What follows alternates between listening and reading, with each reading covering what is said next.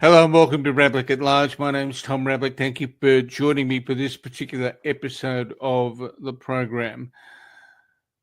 One of the most significant issues society faces today is the discord that comes from the arguments and the manner in which we talk about what is going on in Israel, Gaza, and in other circumstances across the world where there is conflict.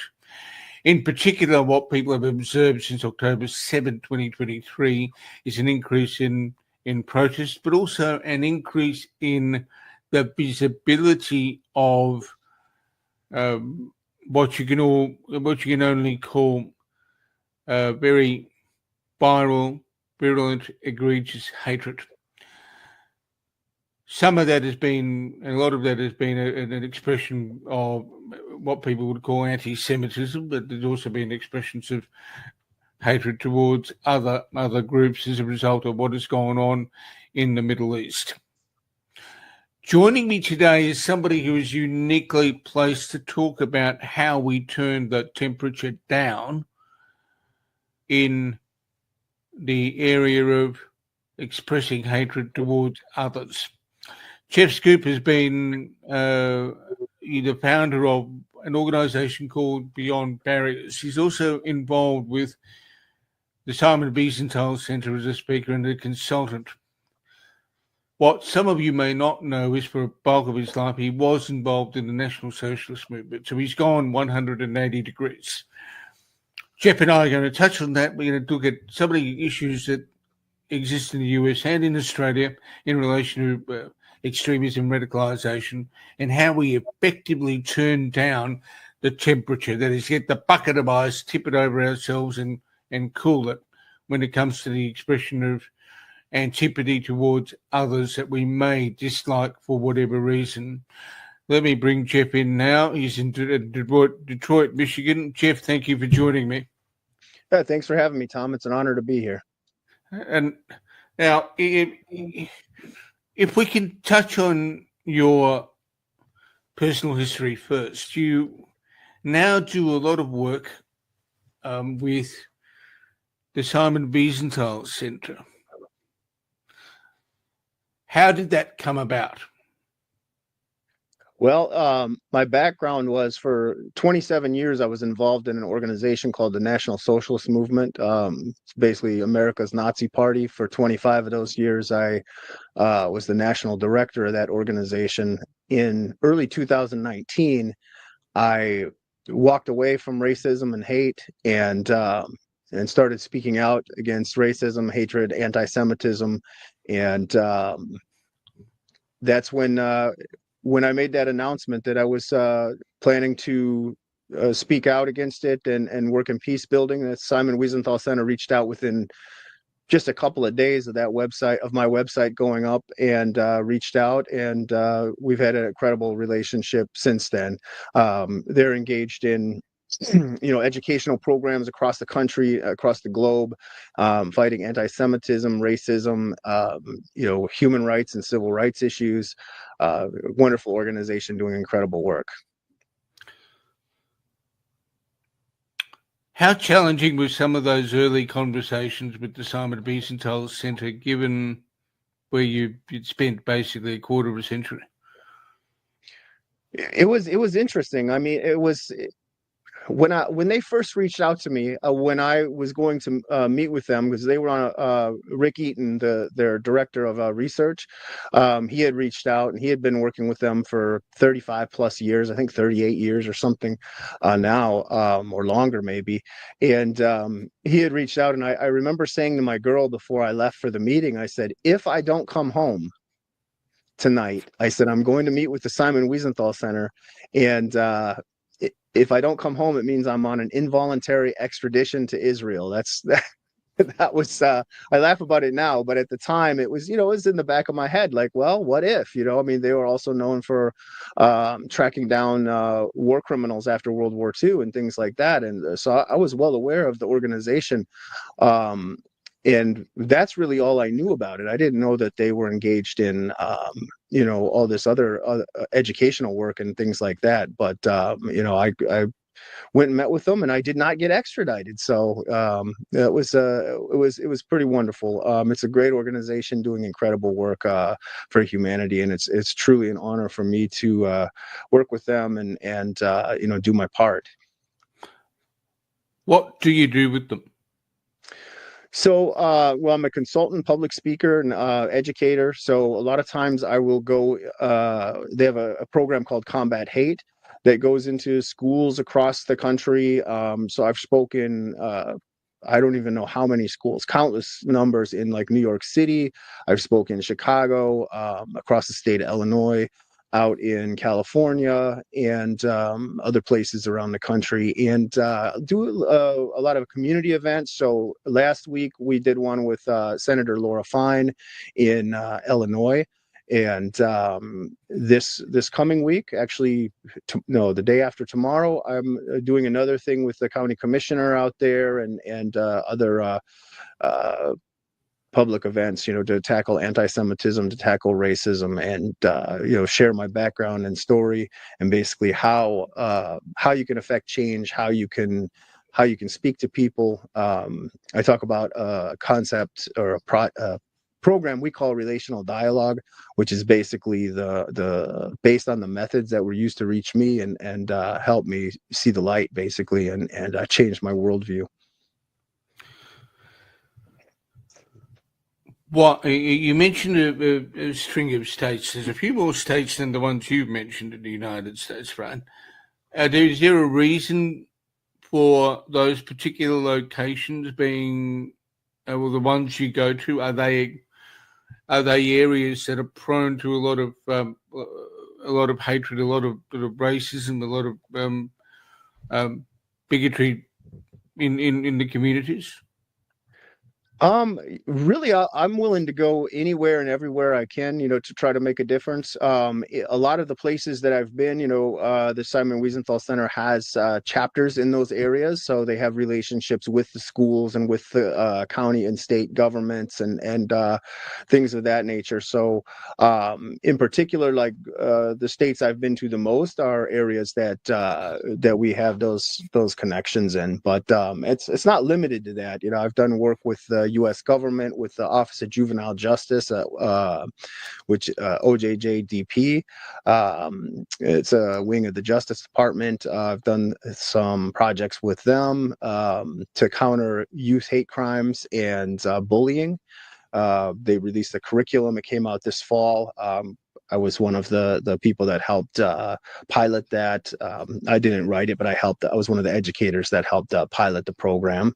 So we do a lot of different things. I'm engaged in a lot of different things, but wherever I can make a difference and reach people.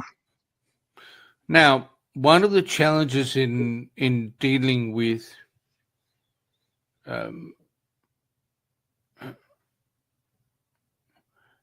managing or minimizing the growth of ideas that we would all agree are not conducive to social cohesion, right? Is to get people to understand things better. I mean, one way of doing so, obviously, is conversation. Daryl Davis is an important person in your life. Tell me about the first encounter you had with someone who's a talented musician, but also somebody you might have had some difficulties with in having a conversation at a point in time.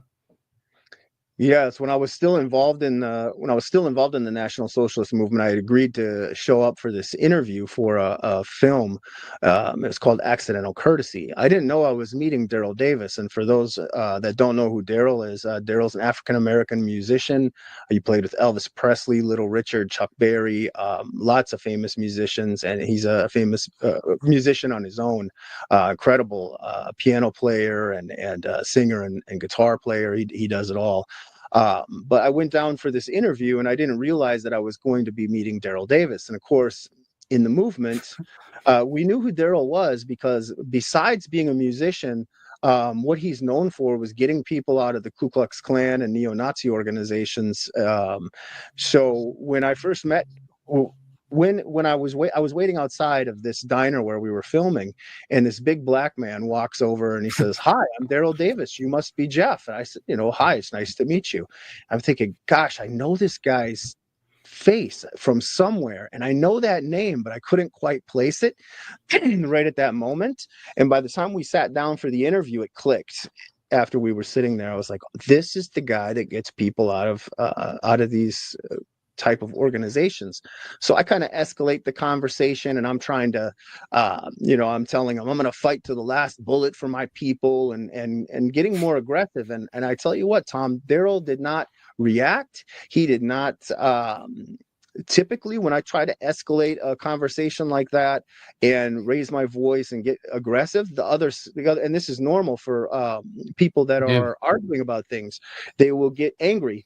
Daryl's expression, his mannerisms, the way he carried on the conversation was exactly the same. He did not escalate. He just goes, okay, and just continued the conversation. So now I'm really drawn in. I'm like, why is this guy not reacting? What is going on? So I'm trying to figure him out, and really drawn into the conversation. And what Daryl did is he had shared with me what it was that happened to him in his childhood that brought him on this journey to try to help people leave these groups. And he experienced racism as a young boy. At 11 years old, he was in a Boy Scout parade, and he was being pelted with rocks by white adults. And when he went home, he had his parents said, "Why are you all banged up? What happened, Daryl?" And he says, I don't know. Some people didn't like the Boy Scouts, and they were throwing rocks at us." And Daryl's parents had to explain to him that that didn't have anything to do with the Boy Scouts. They were throwing rocks at him because he was black. And he says, "Jeff, for the first time in my life, I thought my parents are lying to me. Never before did I ever think they lied to me. But that day I was sure of it. It didn't make any sense. How can someone hate me when they don't know me?" And I'm trying to place myself in his shoes, and I'm thinking about this. I'm thinking about my own kids, and it had a profound effect on me. It's an interesting thing, because it's not something that simply happens in a racial type setting. It happens everywhere. How can people exclude people from processes if they don't even know them? How can people just base things on a particular bias? In that case, it happened to be that he is an individual who was the son of a diplomat, if I recall correctly. They lived around the world. And he comes back to this little place called America, which is home, and he gets treated not the same way as he would have elsewhere. You mentioned in that anecdote that you chose to escalate the conversation at points in time.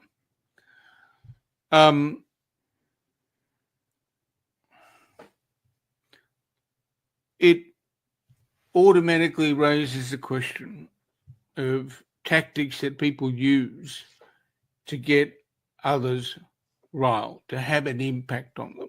Is that something that is common when you're dealing when people in extremist movements, if I can use that term loosely for the moment, is that what you and some of your colleagues would have done to deliberately bring awareness to the cause, and that is, find ways of getting people agitated? 100%.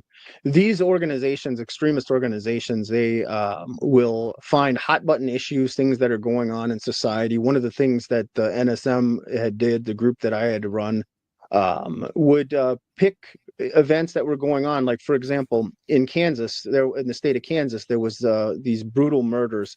Were labeled by the press the Carr brothers murders, and it was a couple of young black men that had raped and murdered some young white people, college kids, and it was just this horrific crime. And nobody can deny that. But what the group did was exploit things like that. So we went down to the state of Kansas and filed for a permit for the state capitol and did a rally at the state capitol. And I showed up with a noose, and I'm holding a noose up in the air, and it was all over the front pages of the papers and news. Every news station in the area covered it. And that was just one example of how the group would manipulate. The press coverage was never good. Obviously these were Nazis. They're not going to say, "Oh, the Nazis are coming to town. That's great," but they would cover it. And the group became very adept at that. They had the organization had a press release department. Someone that had used to work in media was had crafted these and would say, "Hey, we're coming to town on this date here and there," and the group was very adept at getting media coverage and finding those hot button issues. And it's the same thing we're seeing with extremist organizations now, and or a lot of things being co-opted, and radical elements of different groups are sprinkled into protests and things we're seeing now today as well.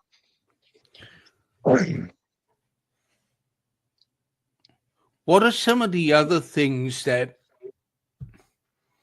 would be done from time to time by groups like the one you were a member of that would get attention, incite people to anger, cause anxiety, aggravate law enforcement? What are the kinds of things that people can expect when the temperature is fairly high around an issue, as it is at the moment with the Israel-Gaza conflict and the issues of anti-Semitism that are now rife at the present time in Australia and elsewhere? So these groups will use things like shock tactics, or they'll get out there, and whenever you have two opposing sides out there at these things, a lot of times things get real heated. And you may have people on both sides that are out there peacefully protesting, that have that they care about their cause or their belief system, and they're out there protesting. But you have other individuals that are trying to escalate it. They might be throwing rocks or things like that, or pushing against police barriers, or intensifying things, or having really offensive materials, like in the world that I was in, swastikas on the flags and things of that nature. Or with the protests we're seeing now, the pro-Hamas elements, and arguing with the Jewish side and things of that nature. And people will put some of the more vile stuff that we've seen is, they'll use neo-Nazi or Nazi imagery, comparing Jewish people to Nazis, and on the other side, you'll see people out there that say, well, we care about the Palestinians, but yet they're waving Hamas flags, which is considered a designated terrorist organization. At least over here it is. I think I'm not sure about it in Australia, but maybe it is. Yeah, so that's provocation. It could be considered provocation. Now, having said that there's a range of ways in which you provoke, and social media also causes that and adds to that, because people start to interact. The ability to publish has been democratized, and people are able to spend their time arguing with each other on platforms, which can be unedifying, particularly when it's issues related that are fairly vexed and fairly heated. How do we start to turn the temperature down in that sort of discourse? We can break this down. What can governments do better to try and,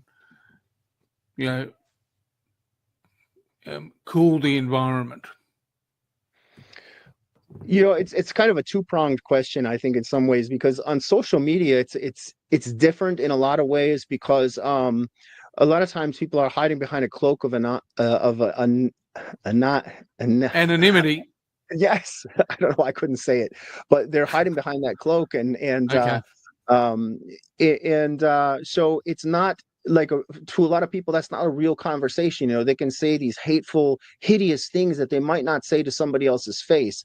So, and you have free speech and all that, which is fine. But when you're saying illegal things, I think that's where, especially if you're advocating violence, promoting things that are illegal, that's where governments have to crack down on that and have to step in.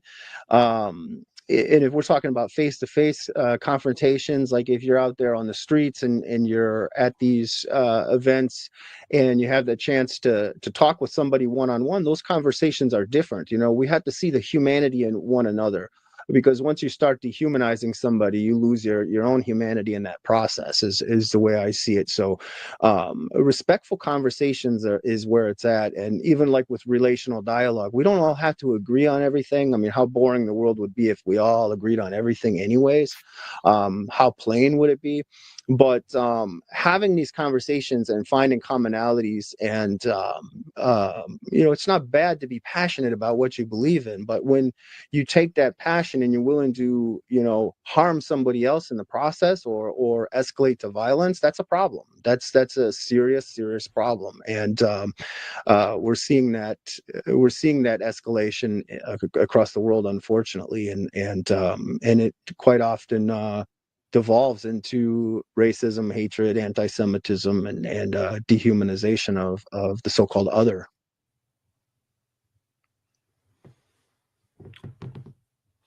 Governments can do certain things, and they can put in measures like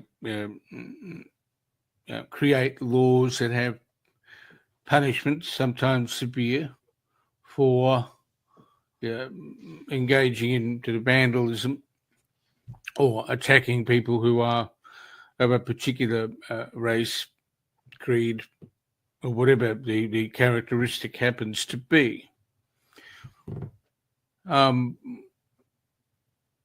In life, we can't always control how other people approach an issue, but we can control how we react. Okay? Yep. At an individual level, what should people be doing when they see this kind of aggression played out, whether it's on social media or whether it's elsewhere? How should individuals deal with some of this? Work to de-escalate it. Now, if it's on social media and somebody's making, death threats, or saying things that are illegal, I would encourage them to report that. A lot of times when I'm speaking at schools and things, a lot of the kids will say, well, we just ignore those people, or we just block them. I said, well, maybe you can do that, but then the next person might be affected differently by it, and it might not be able to turn away from it. So you should always try to report those type of things. Do your own due diligence, and otherwise, if it's just nastiness and it doesn't fall into that illegal category, or you're out at a protest and someone's getting really aggressive, de-escalate. Don't just turn a blind eye to it. Try your best to de-escalate it, and a lot of times, by having conversations and turning the temperature down, basically get in there and don't let it escalate to violence, because that's not good for anybody, and it causes harm.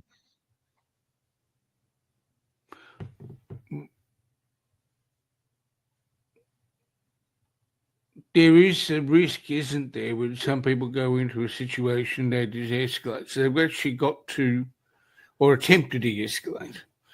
They've actually got to do a risk assessment of whether they're in any real danger. But when you talk to people about this stuff at schools and other venues, how do you address the prospect of any danger somebody might have in going into a situation and kind of trying to get somebody to pull away from the anger and the agitation that they've expressed? Well, it kind of depends on the situation. Like I'll say to people, don't go in and put yourself in extreme danger in the first place if you can help it. But a lot of times I've seen firsthand at demonstrations and things like that where somebody will come in and, like, say if there's violence. I'm thinking of a rally in LA from years back that I was involved in. I remember seeing this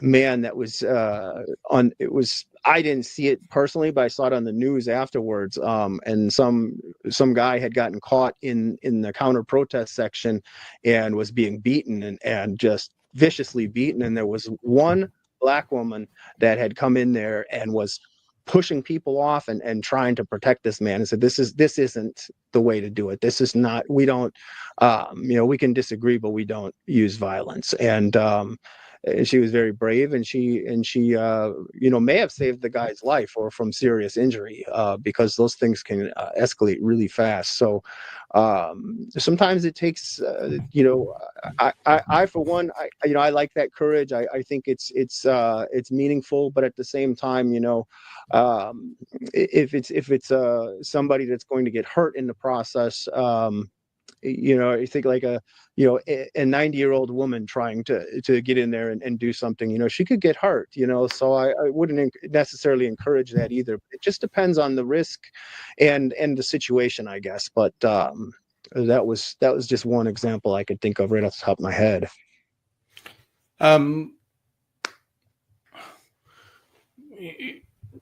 You, in your time in the movement, you also would have been in confrontations with people periodically. How did that feel? The organization that I was a part of, we would always say, and tell people before events or anything like that, typically there was a little pep talk or a speech before every event. Never hit first, because we had to maintain legality.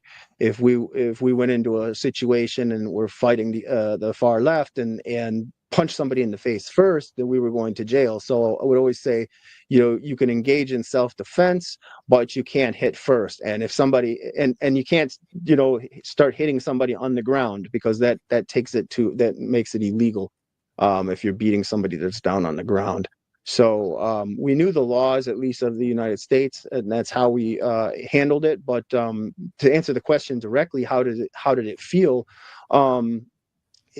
The adrenaline, it was an adrenaline surge. And a lot of times when events did break out into violence, the group used that material, because the group was always, the organization was always filming things. They had NSM media out there filming stuff.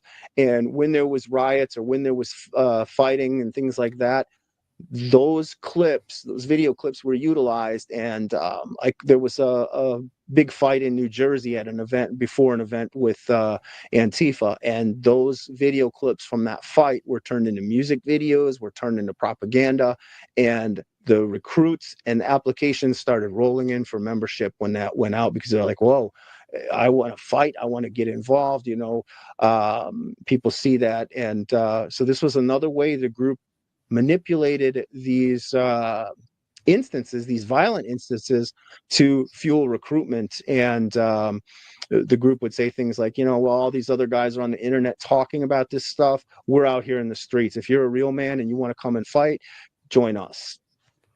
So that was a way it appealed to bring in more, street fighter types. So one of the key things here is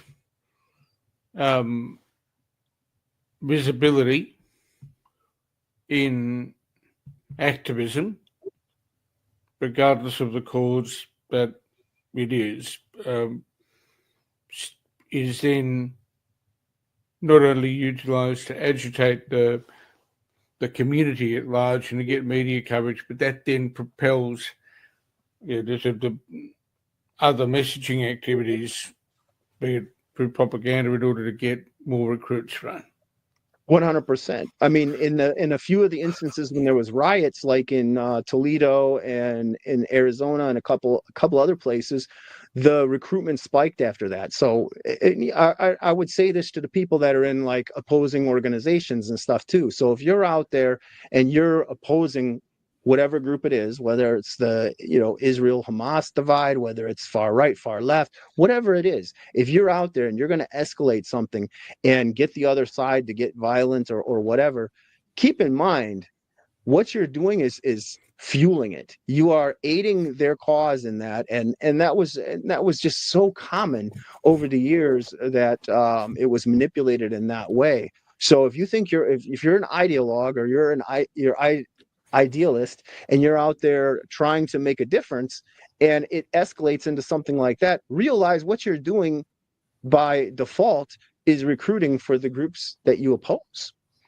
And nobody thinks about it that way, but that's something to think about before escalating things. Is that something that will pose a challenge to different activist groups who, regardless of what they are, whether it's here in Australia, we've had a long-running argument over within a Conservative Party here over a politician's involvement in a pro-women movement or pro-women activity, march or protest, where a group of neo-Nazis fronted on the steps of our Parliament House. And then you had another group opposing them, and all three were effectively, marshalling for their own cause. It will be interesting to know how many people got what recruits or got people interested in their cause from their perspective, just from that event alone, let alone, on one side, as you say, it might be the far left opposing the far right. And the far left might actually be doing the far right a favor. That's what I'm trying to say is nobody thinks about it that way, but that's the way it was. And I can give you another example.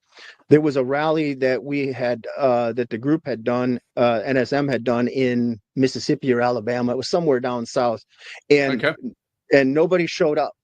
There was nobody out there. We figured that police or somebody had kind of shut down the area. So there was like almost nobody there. There was some press, but there was nobody there throwing rocks or trying to fight us or anything like that. And I'm looking around at I think the Klan had come out to support us and stuff, and my own group members, and everybody was down. Everybody was like, this sucks. This is the worst rally we've ever been to. And I'm thinking the morale is so low, because there was nothing going on, like we're just out there talking to ourselves and the police that were out there, that had to be there. So nobody came out to oppose us really. And it was like morale dropped, right? So as the head of the group, I'm thinking, all these people that came out might not come to the next one, and this is stuff that people on the outside don't think about, so if you take away their morale, and I feel that's a powerful lesson, because other times when there was violence, and of course the media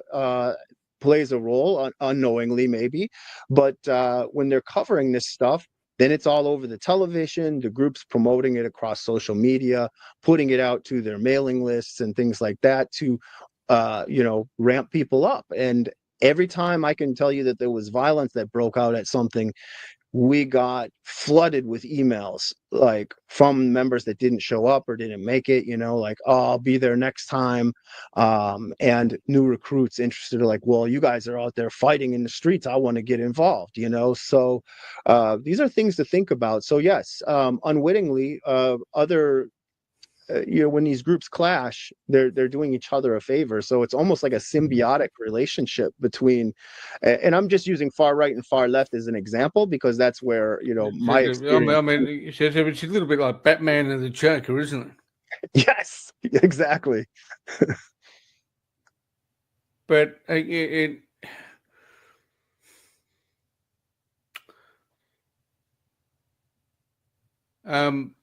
guess the other thing that gets me, and having studied the space and looking at it from different perspectives, and this is a question that may not have a clean answer.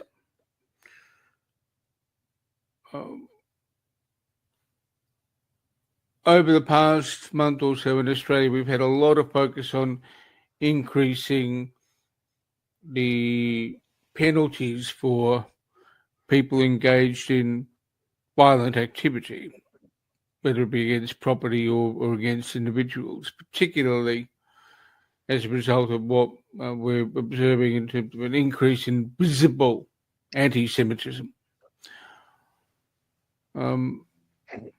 I guess the question underlying all of this is anti-Semitism is an idea. It's an expression, or a set of ideas, it's an expression of antipathy towards Jewish people.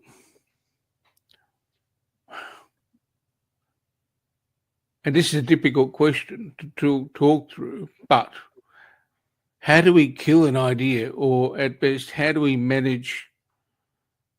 discourage people from becoming adherents to it? Adherence to like anti-Semitism, for example? Correct. A lot of times, these old hatreds, they come from lack of understanding, ignorance in a lot of ways. And in this, people say, well, I'm not ignorant, I'm well educated, or but it's lack of understanding. I know for me it was that, and I was a raging anti-Semite, and now today I work with the Jewish community. A lot of my friends are Jewish, but that came from scapegoating, that came from lack of understanding, not understanding the culture. It's easy to vilify someone that, or a group of people that you don't understand, that you're unfamiliar with, because and a good example of this is like that I use is like ISIS, and they're out there chopping off heads and things like that, and then you might talk with somebody, or somebody comes on the news program and says, well, he was such a nice young man, I don't understand how he grew up to do something like that. That's radicalization. A lot of times, I mean, you automatically think, well, if somebody's doing that, they might be a psychopath or a sociopath. Well, true, but in a lot of cases, these are regular people that aren't that have been radicalized so bad to believe in this cause, whatever it might be. And I'm just, again, using examples, because this goes across the spectrum, the far right, the far left, religious extremism. The pathway to radicalization is very similar. Even though the ideologies are different, the pathways there and the psychological drivers are all very, very similar. And that surprised me as well, when I started doing this work, because I felt like the far right was unique in its drivers and stuff, and it's certainly not. And I've learned that in the last 5 years or so, and I've seen it in doing this work. How the similarities are, the social structures, and so many other commonalities, even across diverse spectrums of ideology. So the approach and to de-radicalization and to turning down the temperature is the same across the boards. What are the key ways in which you deal with, in terms of radicalization and turning down the temperature, as we put it? How does that happen? Like on an individual one-on-one basis, a lot of that is done through conversations and finding the commonalities, and a lot of times it's seeing the humanity in the people that we're vilifying. It's like, we can disagree on things, but if you don't see the humanity in the person that you're opposing, that leads to radicalization. So a lot of times, just having conversations and reaching those commonalities and seeing the humanity in the person on the other side it's incredibly important, and it's hard to do sometimes.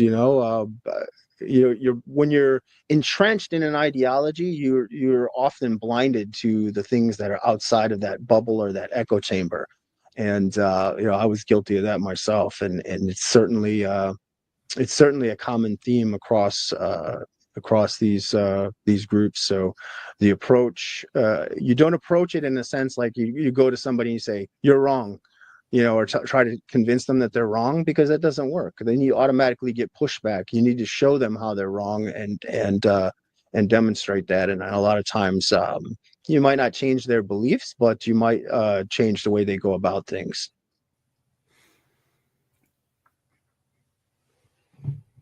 If you could talk to governments at this point in time, given where we're at with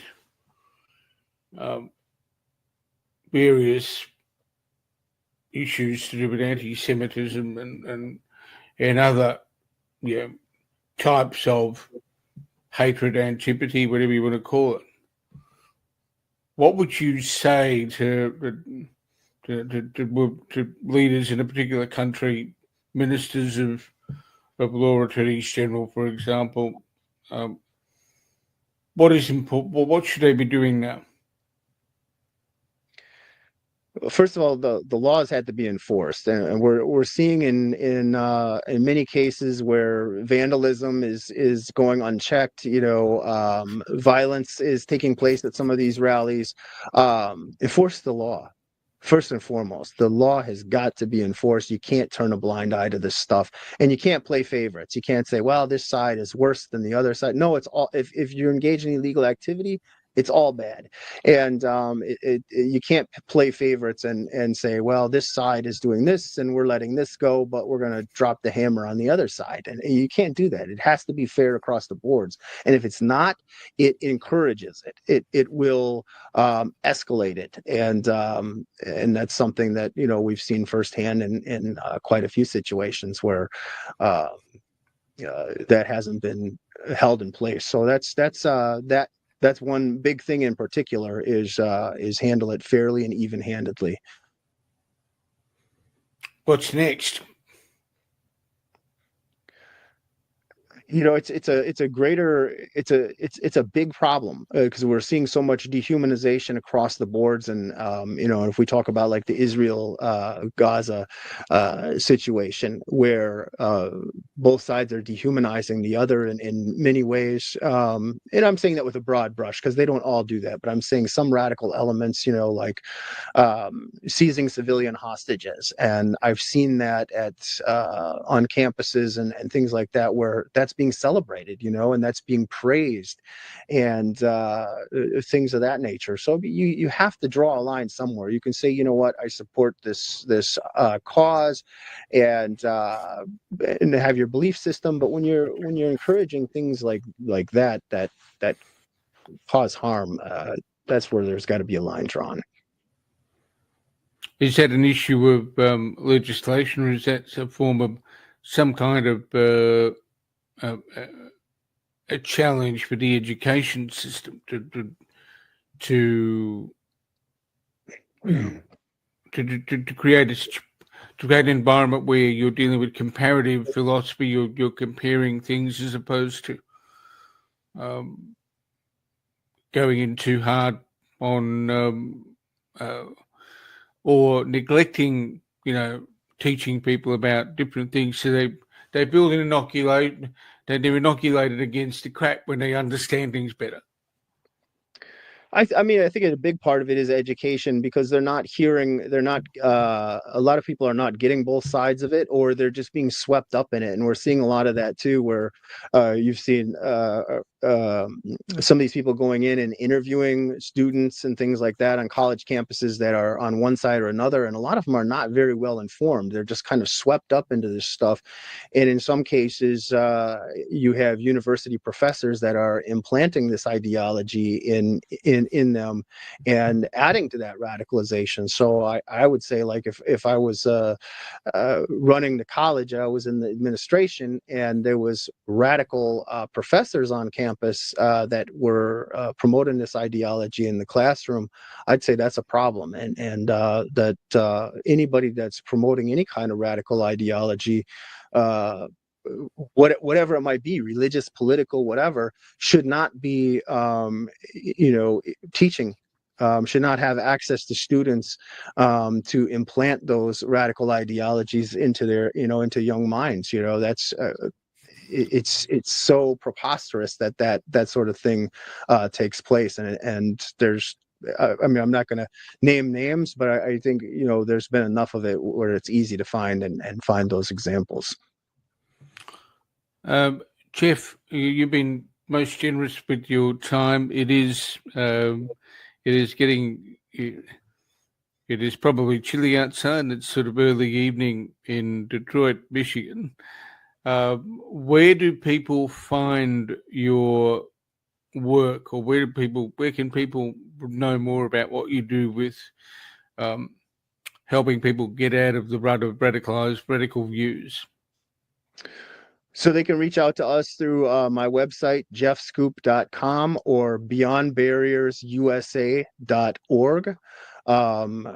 Beyond Barriers is our organization, nonprofit organization. We help people get out of cults, gangs, any forms of extremism, and help people repurpose their lives. And also, the Simon Wiesenthal Center is another great organization for people to reach out to as well. So. Jeff, it's been some time since we've spoken. It's been great to touch base with you again, unfortunately, in circumstances where we're having to speak about issues that are vexed. But thank you for making the time today. Yeah, thank you, Tom. It's an honor to be on the program again, and keep up the good work. Thank you. I've been speaking with Jeff Schoep, who is a former leader of the National Socialist Movement, but these days engages with a range of organisations for his own, as you know, Beyond Barriers, a not-for-profit organisation, as well as the Simon Wiesenthal Centre. If you have any issues like this, talk to community groups, talk to adults you're close to. If you've got concerns about issues, reach out to people and let them know you need help. We are at a point in time now where people are being affected by what we would call destructive and bad ideas.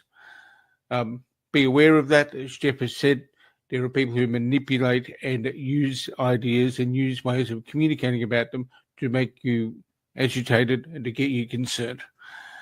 Talk to authorities if you need to, and their numbers are in various places on the internet, so do that. And thank you for watching. Stay safe and look after each other, and there'll be another episode of Ravlic At Large fairly shortly, so keep looking at the YouTube channel and subscribe. Thanks for watching again.